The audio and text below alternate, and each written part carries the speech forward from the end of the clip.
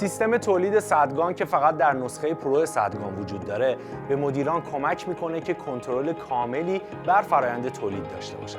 مدیران با درگیر کردن پرسنل در برنامه‌ریزی تولید، فروش، انبار و واحد کنترل کیفیت میتونن کنترل چندگانه بر فرآیند تولید داشته باشن و خطاهای سهوی و عمدی رو به حداقل برسونن. از طرفی واحد ارتباط با مشتریان هم میتونه در خصوص رسیدگی به شکایات مشتریان با استفاده از اطلاعات کامل فرآیند تولید مسئله رو ریشه‌یابی کرده و به بهبود فرآیندها کمک کنه.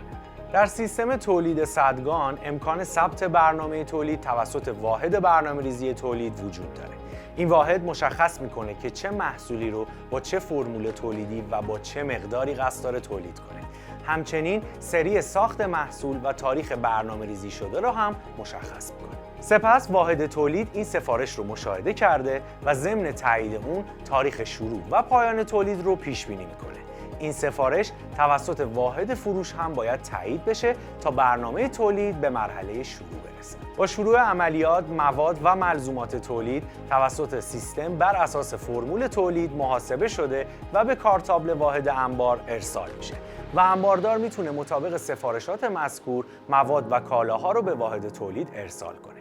تنظیمات متعددی در این قسمت وجود داره تا هر شرکتی بتونه بر اساس سیاست‌های داخلی خودش عملیات تولید رو مدیریت کنه.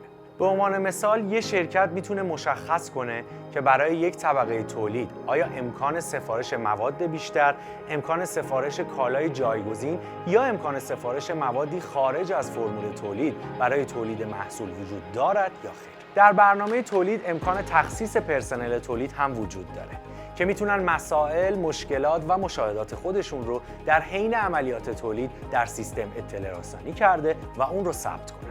در پایان عملیات تولید میتونین گزارشی از انحرافات تولید رو دریافت کنین.